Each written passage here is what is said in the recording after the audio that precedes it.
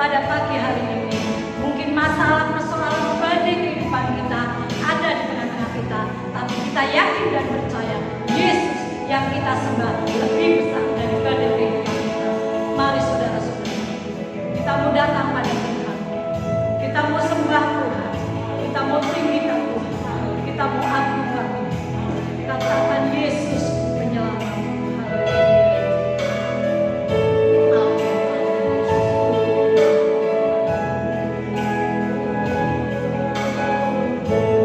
Yesus penyelamat.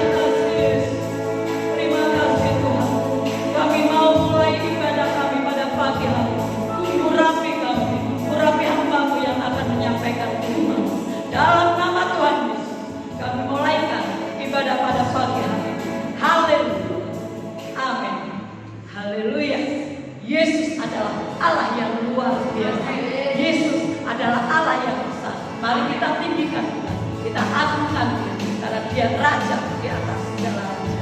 Haleluya, Allah kita heran dan besar. Amin. Yes.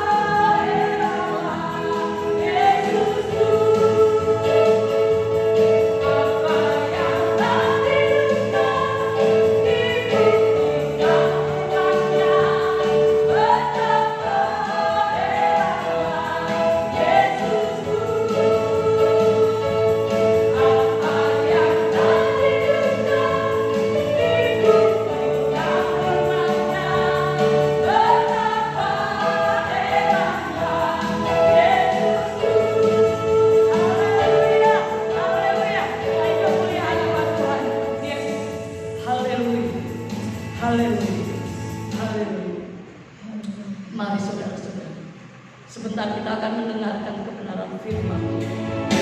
Kita buka hati supaya Tuhan menjamah. Karena firman Tuhan itu boleh menjadi kekuatan dalam kehidupan kita. Firman Tuhan boleh meneguh kita. Firman Tuhan boleh menjadi penghibur dalam kehidupan kita.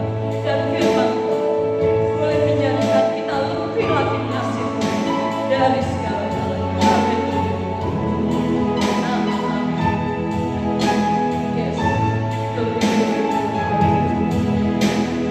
Glory, glory.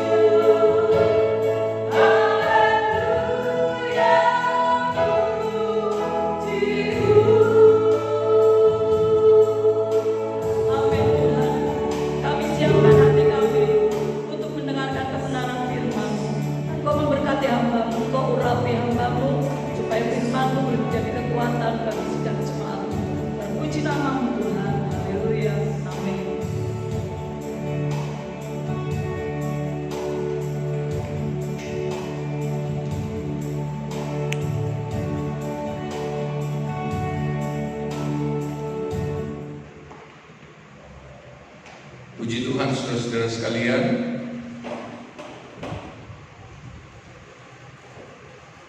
kita masih diberi kesempatan oleh Tuhan untuk beribadah pada pagi hari ini. Saya percaya bahwa kalau kita membuka hati bagi Tuhan, pasti berkat-Nya akan turun atas kita semua. Tuhan menyediakan berkat bagi orang yang haus. Seberapa banyak kita haus, maka sebegitu besarlah kita akan menerima berkat-berkat Tuhan. Pagi hari ini kita akan melihat firman Allah dengan judul Kuasa Ketenangan Hati. Mari kita lihat dalam Pengkhotbah pasal yang keempat ayat yang ke-6. Pengkhotbah pasal yang keempat ayat yang ke-6. Segenggam ketenangan lebih baik daripada 2 genggam jeripaya dan usaha menjaring angin. Maksud firman Allah ini, saudara, bahwa memiliki ketenangan di dalam hati itu lebih bernilai daripada sekedar kita memiliki apa yang bisa kita genggam dengan tangan kita. Karena apalah artinya segala sesuatu yang kita bisa raup dengan tangan kita apabila kita tidak memiliki ketenangan hati. Nah, saudara, hari-hari ini ketenangan hati itu begitu mahal, langka, sulit untuk didapatkan, apalagi ketika kita sedang menghadapi situasi di mana seluruh dunia sedang berhadapan dengan wabah, dengan virus yang sebetulnya begitu lemah, tetapi telah mengguncang dunia begitu rupa. Mengapa banyak orang di hari-hari ini tidak memiliki ketenangan hati? Jawabannya adalah karena mayoritas umat manusia, bahkan di negara-negara yang kuat sekalipun, tidak siap menghadapi guncangan yang merupakan dampak dari wabah atau virus corona ini. Mereka bahkan tidak siap menghadapi berbagai-bagai guncangan yang menyertai wabah virus corona ini.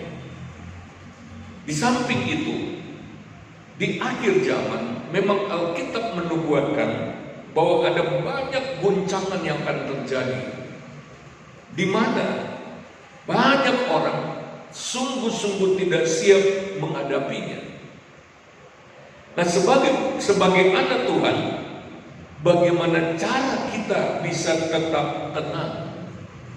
Bagaimana kita bisa tetap hidup dalam damai sejahtera menghadapi situasi yang mengguncang ketenangan hati banyak manusia di hari-hari ini?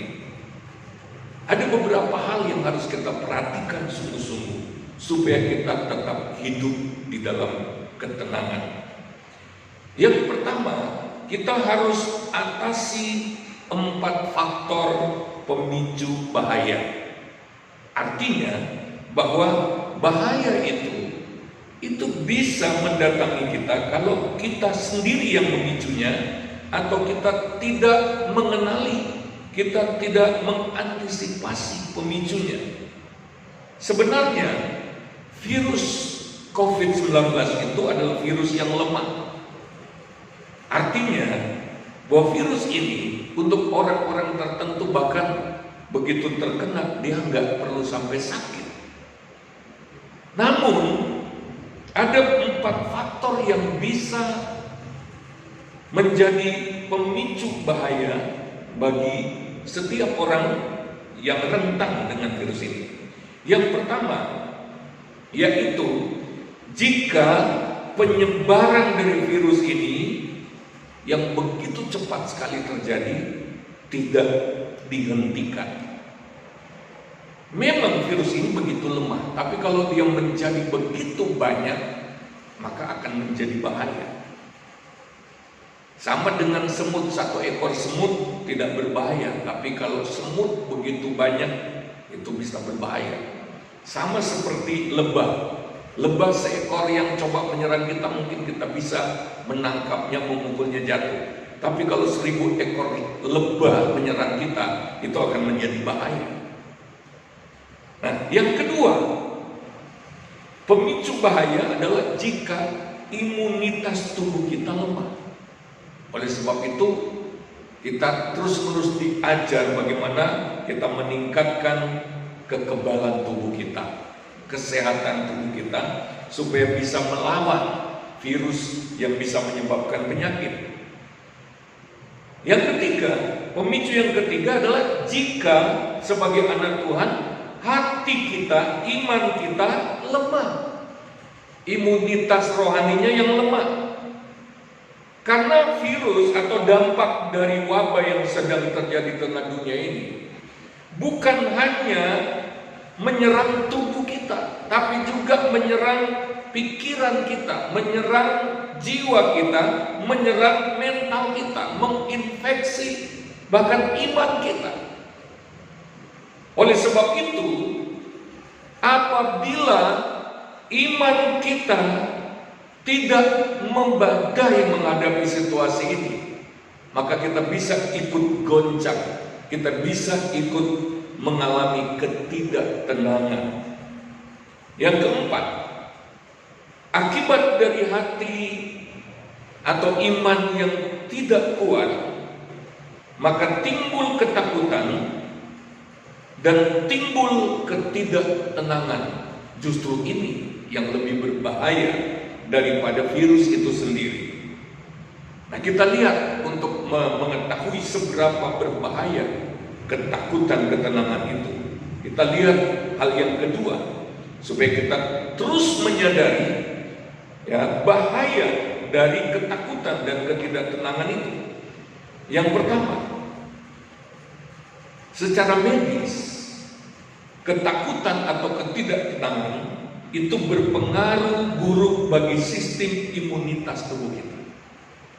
Tadi di atas kita lihat bahwa apabila kita tidak memiliki imunitas tubuh yang kuat, maka kita rentan untuk diserang. Sementara ketakutan justru menyerang imunitas tubuh kita, mengacaukan imunitas tubuh kita. Ini bahaya dari ketakutan dan ketidaktenangan dalam hati. Yang kedua, apabila kita terus membiarkan ketakutan dan ketidaktenangan dalam hati kita, maka tubuh kita bisa mengalami stres. Bukan cuma pikiran kita yang stres, tubuh kita juga bisa mengalami stres dan bisa berujung kepada berbagai penyakit. Yang ketiga, ketakutan dan ketidaktenangan di dalam hati kita bisa membuat kita melakukan hal-hal yang keliru dan mencelakakan diri kita sendiri. Hati-hati, orang yang tidak tenang, orang yang panik, orang yang diliputi ketakutan, dia tidak bisa lagi berpikir dengan jernih. Karena ketakutan yang begitu besar, dia bisa berlari menerjang bahaya. Dia bisa melakukan gerakan-gerakan spontan yang justru bisa membahayakan dirinya sendiri. Oleh sebab itu perhatikan baik-baik bahwa ketakutan itu tidak boleh dipelihara. Dan yang paling mengerikan yang ditulis dalam firman Tuhan, bahaya yang keempat dari ketakutan yang berlebihan adalah dalam Lukas 21 ayat 25-26 berkata begini, dan akan ada tanda-tanda pada matahari dan bulan dan bintang-bintang, dan di bumi bangsa-bangsa akan takut dan bingung menghadapi deru dan gelora laut. Lalu ayat 26 berkata begini, Orang akan mati ketakutan karena kecemasan berhubung dengan segala apa yang menimpa bumi ini. Sebab kuasa-kuasa langit akan goncang. Perhatikan bahwa pembunuh nomor satu di akhir zaman bukan teroris, bukan senjata biologi, bukan senjata yang luar biasa mengerikan. Justru yang akan membunuh banyak manusia di akhir zaman adalah ketakutan. Ini senjata nomor satu di dunia, senjata yang paling luar biasa mematikan di akhir zaman. Teror, manusia merasa diteror oleh keadaan, oleh situasi, terutama bagi yang tidak kuat iman. Ya. Nah, oleh sebab itu kita harus menangkal ketakutan. Padahal kita seringkali berkata demikian. Bagaimana bisa kita tidak berpikir mencemaskan keadaan? Hari ini kita akan melihat dari firman Allah bahwa ada kunci, ada cara untuk menghilangkan ketakutan. Hal yang ketiga kita akan lihat, supaya kita bebas dari ketakutan dan ketidaktenangan dalam hati, kita harus mencabut akar penyebab ketakutan dan ketidaktenangan. Kita sudah lihat ada 4 bahaya dari ketakutan. Oleh sebab itu, anak Tuhan tidak boleh memelihara ketakutan. Orang percaya tidak boleh memelihara ketakutan. Tetapi banyak anak Tuhan tidak tahu bagaimana caranya untuk menangani ketakutan. Mari kita lihat akar penyebab ketakutan yang harus kita cabut.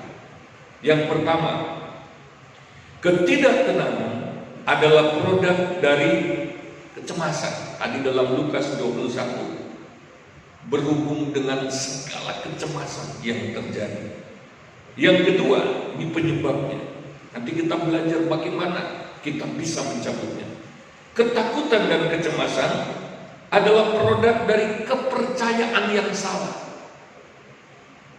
Kita memiliki kepercayaan yang salah yang lebih kuat dari kepercayaan yang benar. Atau saya menamakan ini, kita justru memiliki iman yang sudah dijungkir balikan. Yang ketiga, karena kepercayaan terhadap hal yang salah lebih kuat, maka iman kita dihancurkan begitu rupa, dan iman yang bisa dijungkir balikan adalah produk dari kurangnya bahan baku iman dan lebih banyaknya bahan baku ketakutan yang ada di dalam pikiran dan renungan kita. Tidak mungkin jikalau di dalam hati kita penuh dengan bahan baku iman, percaya yang benar kepada Tuhan, lalu masih ada ruang bagi ketakutan. Artinya, kalau hari ini kita masih memiliki kecemasan, rasa takut tentang hari-hari selanjutnya, bagaimana kita harus menghadapinya, itu berarti hati kita kekurangan bahan baku iman. Dan justru hati dan pikiran kita lebih dipenuhi dengan bahan baku pembuat ketakutan. Jadi apa yang harus kita lakukan? Hal yang keempat, kita harus tahu kunci. Kita harus menggunakan kunci untuk mendapatkan ketenangan. Saya ajak kita buka satu peristiwa yang ada di dalam kitab Injil Matius pasal yang ke-14, mulai dari ayat yang ke-22. Sesudah itu Yesus segera memerintahkan murid-muridnya naik ke perahu dan mendahulunya ke seberang. Sementara itu ia menyuruh orang banyak itu pulang. Dan ayat 23, setelah orang banyak itu disuruhnya pulang, Yesus naik ke atas bukit untuk berdoa seorang diri. Ketika hari sudah malam, ia sendirian di situ.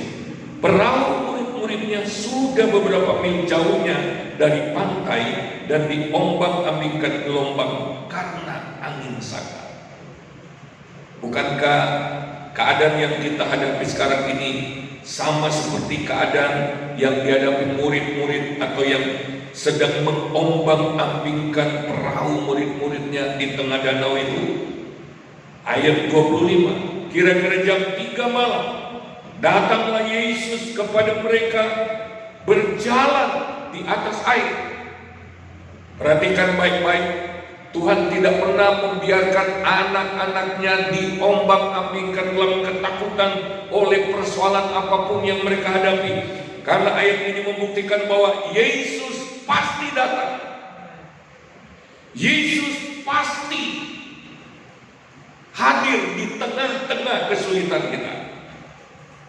Namun kalau kita baca selanjutnya, ayat 26, ketika murid-muridnya melihat dia berjalan di atas air, mereka terkejut dan berseru, "Itu hantu!"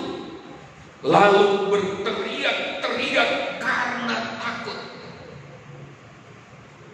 Ada apa sesungguhnya yang terjadi dengan murid-murid itu? Bukankah mereka bergaul dengan Yesus selama 3,5 tahun dan mengenali gaya, sosok, tubuhnya Yesus, pakaiannya Yesus?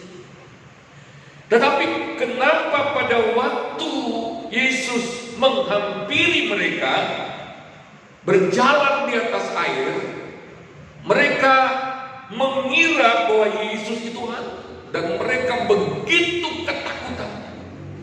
Di tengah-tengah kehadiran Tuhan, Yesus sudah berada bersama mereka, tetapi mereka bukan mengalami hadiratnya Yesus, tetapi mereka diliputi oleh ketakutan. Mereka mengalami hadiratnya hantu.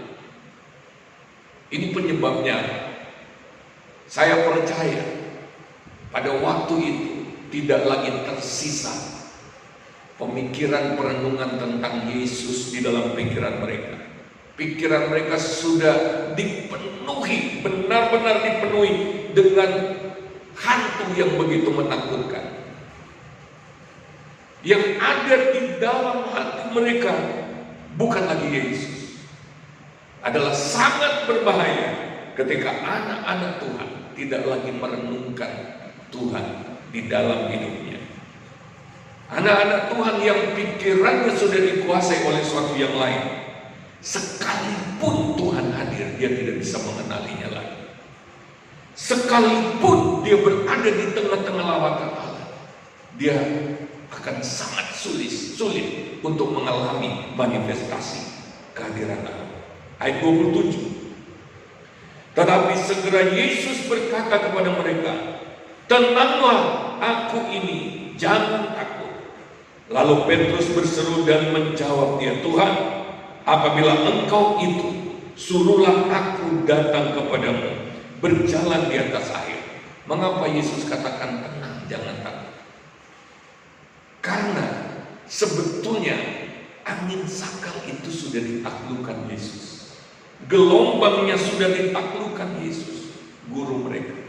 Yesus membuktikan bahwa dia bisa berjalan di atas gelombang-gelombang itu. Yesus bukan berjalan di air yang tenang.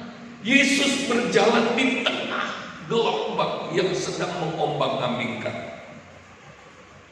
Namun ternyata ada gelombang lain yang lebih berbahaya dari gelombang yang ada di danau itu, yaitu gelombang angin ribut yang ada di dalam hati murid-murid.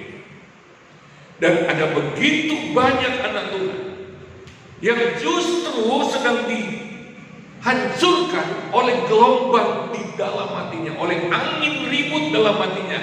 Oleh sebab itu, Yesus tidak langsung menangani, atau Yesus tidak memerintahkan kepada danau itu untuk tenang. Tetapi yang Yesus minta, yang Yesus tangani, yang Yesus bereskan lebih dahulu adalah angin ribut di hati murid-muridnya. Dan Yesus katakan, tenanglah, aku ini, jangan takut. Haleluya. Lalu Petrus berseru dan menjawab dia, Tuhan, apabila Engkau itu, suruhlah aku datang kepadamu, berjalan di atas air. Kata Yesus, datang. Maka Petrus turun dari perahu dan berjalan di atas air mendapatkan Yesus.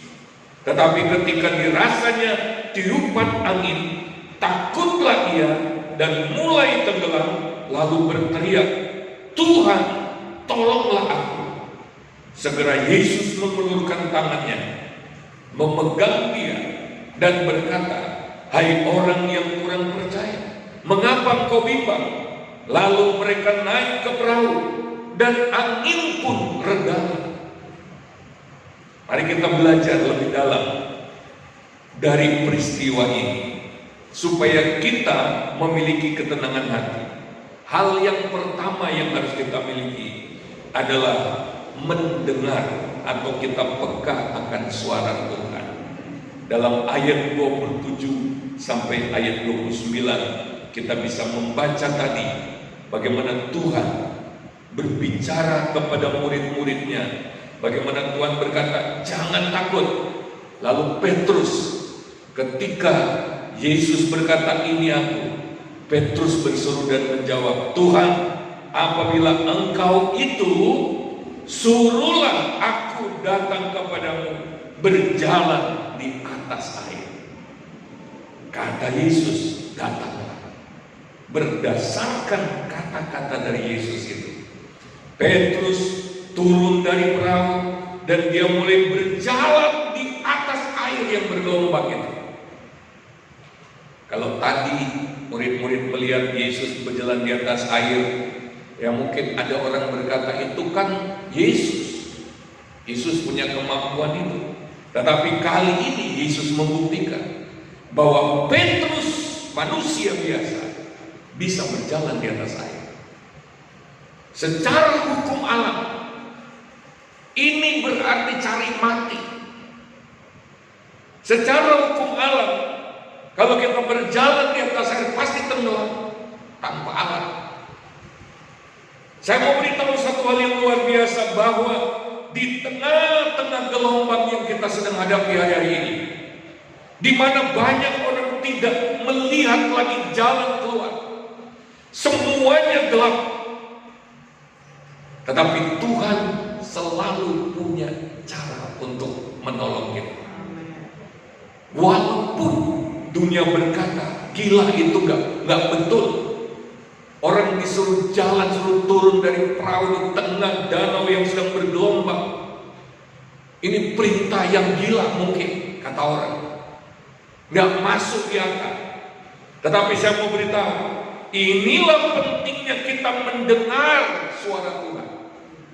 Dalam situasi seperti inilah kita menangkap, kita harus peka untuk menangkap instruksi-instruksi Tuhan. Untuk menaklukkan goncangan gelombang, seringkali Tuhan harus memerintahkan kita melakukan sesuatu yang tidak masuk akal, melakukan sesuatu yang berlawanan dengan hukum alam, melakukan sesuatu yang bodoh menurut dunia.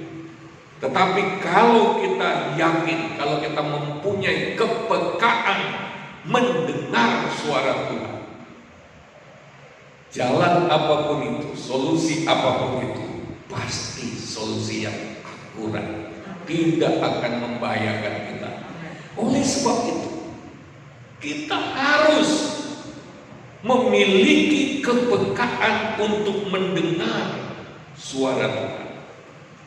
Ini yang pertama. Yang kedua, kita harus selalu menjaga fokus hati kita supaya selalu benar di hadapan Tuhan. Dalam ayat 30 tadi berkata, tetapi ketika dirasanya tiupan angin, takutlah ia dan mulai tenggelam, lalu berteriak, Tuhan, tolonglah aku. Lihat, ketika Petrus mendengarkan perkataan Yesus dan dia terus memandang kepada Yesus, gelombang yang besar, air yang dalam itu tidak bisa menenggelamkan. Tapi ketika ada hal lain yang mengambil alih fokus hatinya, di dalam ayat ini dikatakan, ketika dirasanya tiupan. Hati-hati. Seringkali fokus hati kita, jalan kita sudah benar, tapi kita mulai mengalihkan perasaan kita, pikiran kita kepada sesuatu yang lain. Sebenarnya ada banyak anak Tuhan yang sudah diberikan kekuatan ini, yang sudah diberikan tuntunan yang akurat oleh Tuhan, tetapi dia tidak terus mempertahankan hatinya untuk fokus kepada Tuhan dan kebenaran dan firman yang Tuhan katakan. Ketika situasi di sekelilingnya mungkin mulai bertambah gawat, ketika keadaan hidupnya tidak menjadi lebih baik, ketika situasi kok malah bertambah sulit, anak Tuhan yang tidak menjaga fokus hati, anak Tuhan yang mata keranjang, ya, anak Tuhan yang hatinya mengembara, yang tidak tetap kepada Yesus, justru mengalihkan fokusnya, dan itulah yang akhirnya membuat Petrus tenggelam lagi. Saya ingatkan, hati-hati. Oleh sebab itu, berita-berita yang kita baca tiap hari, yang kita terima tiap hari, kita harus memfilternya. Jangan izinkan terlalu banyak berita, terlalu banyak orang yang memberitahukan kepada kita tentang situasi yang gawat, tentang keadaan yang sulit, kecuali kemudian dia menguatkan kita dengan firman Tuhan, maka yang kita ambil adalah firman Allah. Hati-hati dengan pengalih perhatian. Kita sudah belajar tentang bagaimana kita selalu menyadari hadirat Allah. Ketika Petrus menyadari hal yang lain, ketika Petrus lebih sadar akan angin ketimbang sadar akan kuasa pertolongan Tuhan, dia lebih sadar akan situasi darurat, dia lebih sadar akan masalahnya ketimbang sadar akan kehadiran Yesus di depannya. Dia menjadi tenggelam. Jadi apakah kita akan tenggelam di dalam situasi kita saat ini? Apakah kita akan tenggelam oleh persoalan-persoalan kita? Itu bergantung kepada apa yang kita sadari. Kalau kita selalu menyadari kehadiran Tuhan, selalu fokus kepada Tuhan dan firman-Nya, kita pasti mampu melalui situasi yang sulit ini. Haleluya. Yang ketiga, kita harus memiliki keteguhan hati, keteguhan iman terhadap pemeliharaan Allah. Haleluya.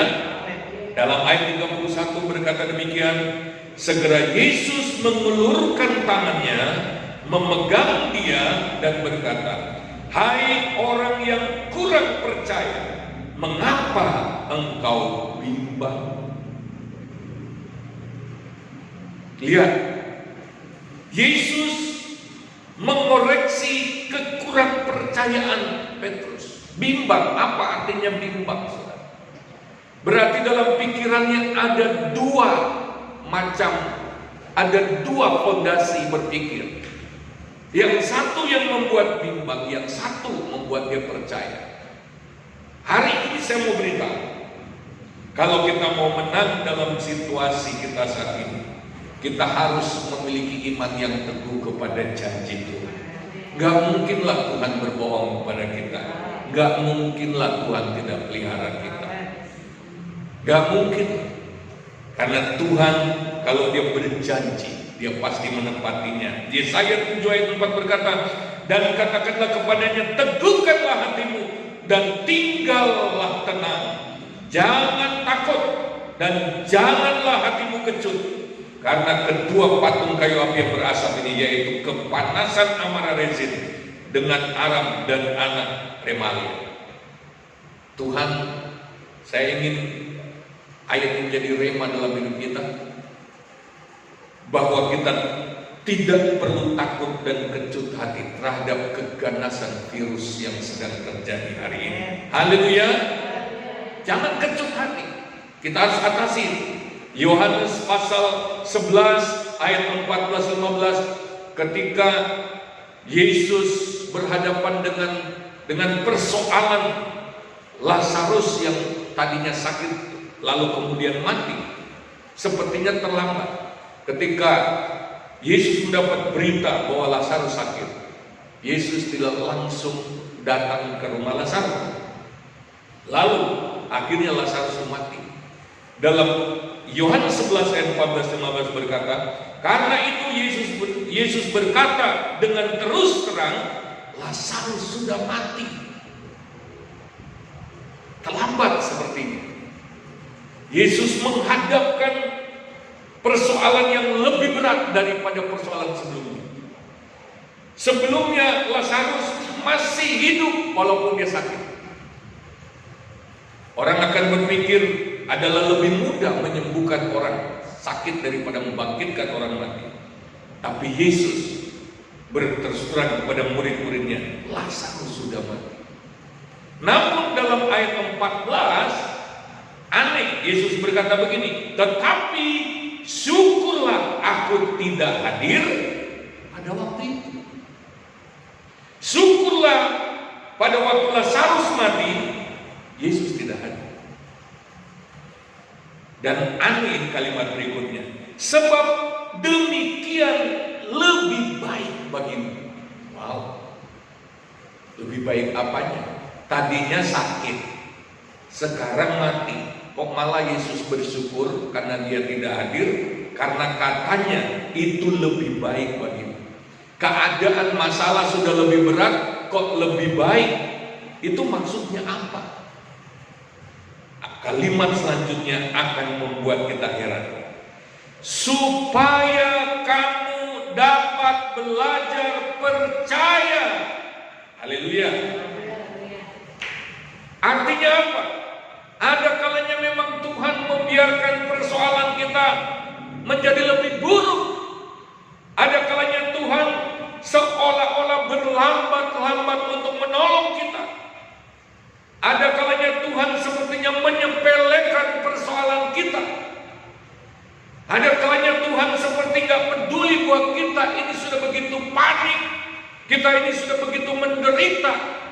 Ada kalanya Tuhan bahkan sengaja membiarkan persoalan kita menjadi lebih berat, lebih buruk keadaannya. Namun dalam ayat ini kita mendapatkan sebuah jawaban. Ternyata kalau persoalan masih enteng, ya, kerja iman kita kurang keren. Supaya iman kita keren, kita bisa berlatih percaya, maka Tuhan kasih persoalan lebih besar. Haleluya. Jangan takut persoalan lebih besar.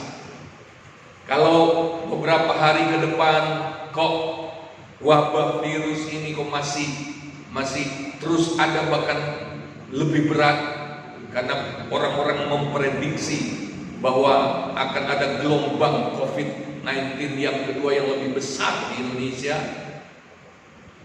karena hitungan-hitungan tertentu, perkiraan-perkiraan, kalau keadaan masih seperti sekarang berarti akan lebih buruk. Kita tidak perlu takut. Karena apa? Semakin buruk keadaan yang kita hadapi, kita mendapat kesempatan untuk melatih dan membuktikan prinsip iman itu. Ayat ini berkata, supaya kamu belajar untuk percaya. Tuhan memberi kita persoalan yang mustahil, yang sulit kita atasi dengan kekuatan kita. Hanya satu tujuan, supaya dalam keadaan seperti itu kita pakai iman kita belajar menggunakan iman. Karena mungkin selama ini persoalan kita terlalu kecil, sehingga kita bisa mengatasi dengan kemampuan kita, lalu kita membelakangi Tuhan. Oleh sebab itu, Tuhan harus mengizinkan persoalan lebih buruk untuk memaksa kita, supaya kita mulai mengaktifkan iman kita, supaya kita mulai menemukan iman kita, supaya kita mulai membangkitkan iman kita. Oleh sebab itu, di saat-saat yang sangat sulit, betapa penting kita menumbuhkan iman kita, betapa penting kita mengkonsumsi banyak bahan baku iman, supaya ketika masalah-masalah yang di luar kemampuan kita datang dalam hidup kita, kita mampu menghadapinya dengan iman. Ini tentang bagaimana kita mendapatkan ketenangan. Yang kelima, kita kalau sudah mendapatkan ketenangan, kita bisa menikmati berkat dari ketenangan hati itu. Secara cepat kita lihat betapa berharganya ketenangan hati itu. Yang pertama, ketenangan hati menurut Amsal 14 ayat 30 itu akan menyegarkan tubuh. Haleluya. Hati yang tenang menyegarkan tubuh, tetapi iri hati membusukkan tulang. Yang kedua, ketenangan hati memberi kita kekuatan. Yesaya 30 ayat 15 berkata, sebab beginilah firman Tuhan Allah yang Maha Kudus, Allah Israel, dengan bertobat dan tinggal diam kamu akan diselamatkan. Dalam tinggal tenang dan percaya terletak kekuatanmu. Tetapi kamu enggan, ini orang Israel. Ya. Betapa penting kalau kita mau tetap kuat, kita mau bertahan menghadapi keadaan sulit ini, kita perlu mendapatkan ketenangan hati. Yesaya 40 ayat 31, tapi orang-orang yang menanti-nantikan Tuhan mendapat kekuatan baru. Mereka seumpama raja wali yang naik terbang dengan kekuatan sayapnya. Mereka berlari dan tidak menjadi lesu, mereka berjalan dan tidak menjadi lelah. Kita mendapatkan kekuatan raja wali. Haleluya. Yang ketiga, ketenangan hati memberi kita ketentraman untuk selama-lamanya. Yesaya 32 ayat 17, di mana ada kebenaran, di situ akan tumbuh damai sejahtera, dan akibat kebenaran ialah ketenangan dan ketentraman untuk selama-lamanya. Haleluya. Yang keempat, ketenangan hati membuat kepekaan hati kita menjadi lebih tajam untuk bisa mendengar suara Tuhan, untuk bisa menerima hikmat Tuhan, untuk bisa menerima arahan Tuhan. 1 Petrus 4 ayat 7 berkata, kesudahan segala sesuatu sudah dekat, karena itu kuasailah dirimu dan jadilah tenang, supaya kamu dapat berdoa. Berdoa itu berarti berdialog dengan Tuhan. Dan supaya bisa berdialog dengan Tuhan, di mana kita bicara, kita dengar Tuhan juga bicara, kita harus tenangkan hati kita. Haleluya. Yang kelima, yang terakhir, kunci untuk memberi ruang. Ketenangan hati adalah kunci untuk memberi ruang bagi Allah untuk bekerja maksimal, mengatasi masalah kita, dan untuk menolong kita. Jadi kalau kita tenang, ya tidak meronta-ronta. Bayangkan kalau murid-murid dalam ketakutan itu bergerak kacau balau di dalam perahu itu, perahunya bisa terbalik, bisa menenggelamkan mereka semua, bisa membinasakan. Oleh sebab dalam situasi yang genting, kita harus belajar tenang, dan kita sudah punya kunci dalam firman Tuhan. Kalau kita tenang, Tuhan bisa bekerja dalam hidup kita. 1 Petrus 5 ayat 7 berkata, oleh sebab itu serahkanlah segala khawatirmu kepadanya. Kalau kita sudah serahkan khawatir, ketakutan kita kepadanya, pasti kita tenang, sebab Ia yang memelihara kamu. Haleluya. Mazmur 37 ayat 5 berkata, serahkanlah hidupmu kepada kepada Tuhan dan percayalah kepadanya, dan Ia akan bertindak. Haleluya. Haleluya. Haleluya. Saya percaya firman Allah ini punya kuasa untuk menghancurkan ketakutan di hati kita. Mari kita datang kepada Tuhan. Saya mengundang tim pujian penyembahan untuk bisa maju ke depan. Kita akan menyanyikan Ku tidak takut sebab Kau besertaku. Haleluya. Haleluya. Haleluya. Puji Tuhan. Haleluya. Haleluya. Ku tidak takut sebab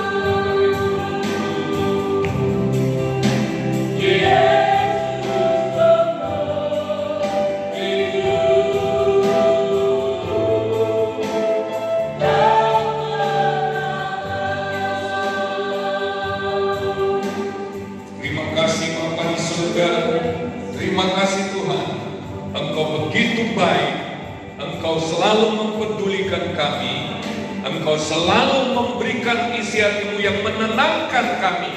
Terima kasih buat berkat-Mu pada malam hari, pada pagi hari ini.